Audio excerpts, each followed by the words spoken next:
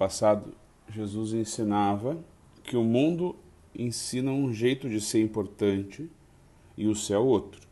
Então, portanto, a gente deve seguir o do céu, né?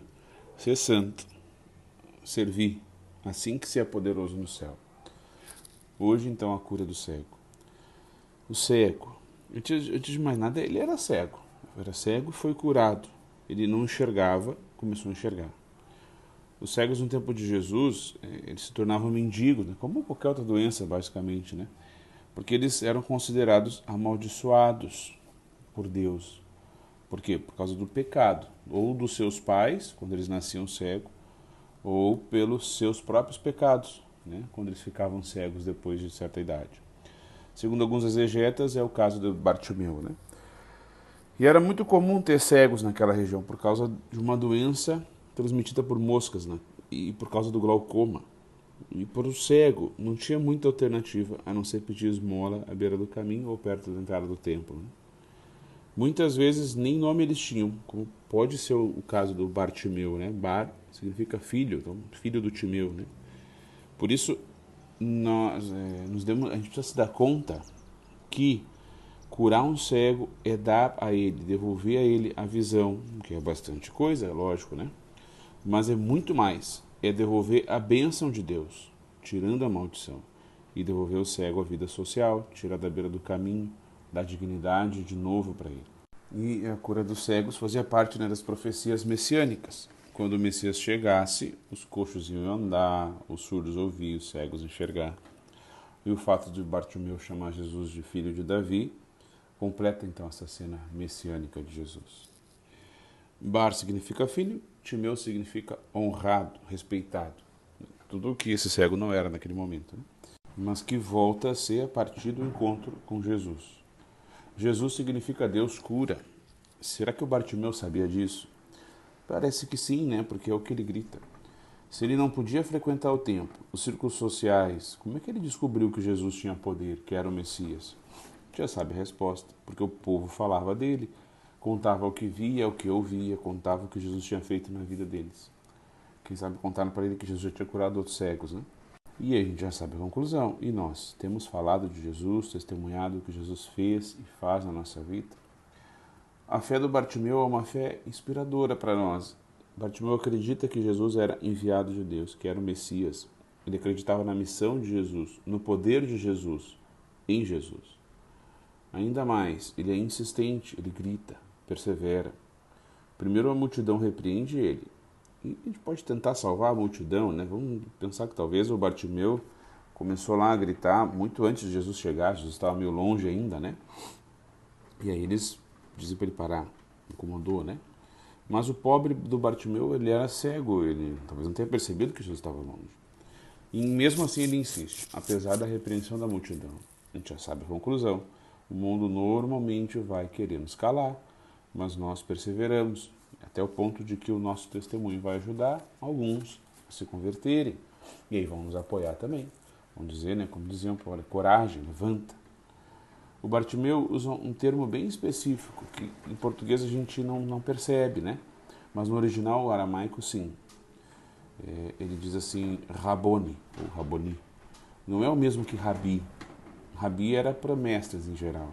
Agora esse Raboni, normalmente era usado para se dirigir a Deus. Diferente de muitos outros, ontem e hoje, Bartimeu não era cego porque queria.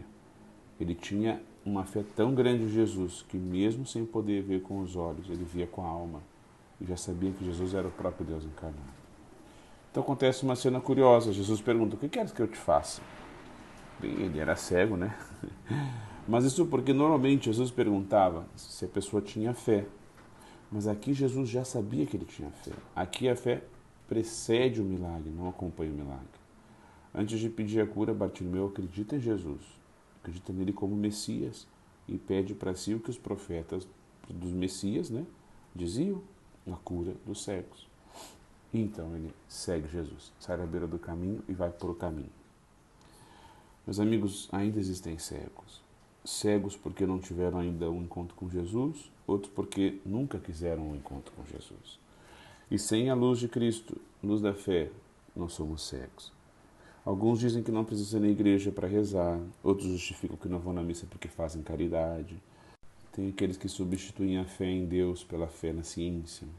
Outros se consideram donos da vida, como se fossem Deus, né? E por isso são então capazes de determinar se podem matar ou não, seja no aborto, seja numa violência, seja, né, na velhice, abandonando os idosos, ou cada vez mais o que cresce é a aceitação da eutanásia programada, né? Matar um idoso.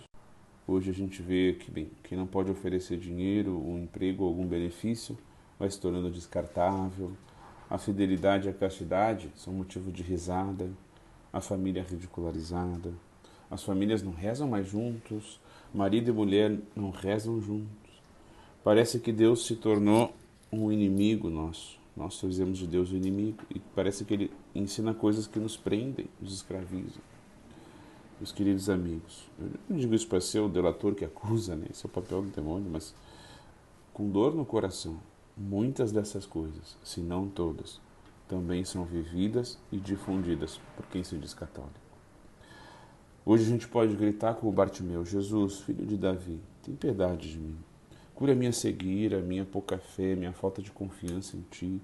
Cura em mim essa mania de acreditar em tudo que é youtuber da vida, jornal, novela, sei lá o quê, e duvidar do ensinamento da igreja. Cura essa minha mania de arranjar desculpas, de não ter tempo para Ti, mas ter tempo para o trabalho, para o celular.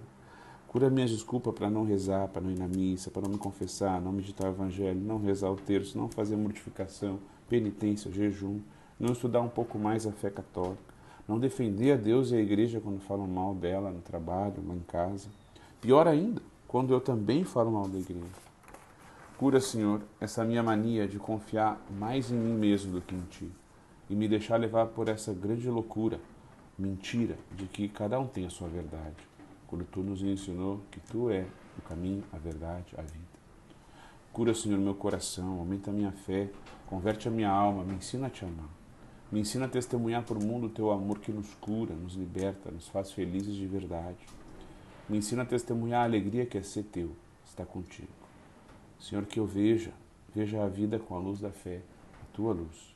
Que eu veja, Senhor, nos momentos de dor, de tristeza, de desânimo, veja a Ti. Que eu veja com os olhos da fé quando não consegui olhar com os olhos da razão. Que eu veja como Tua mãe, tão amada, viu e Te seguiu. Que Nossa Senhora nos ajude, que Deus nos abençoe. Amém.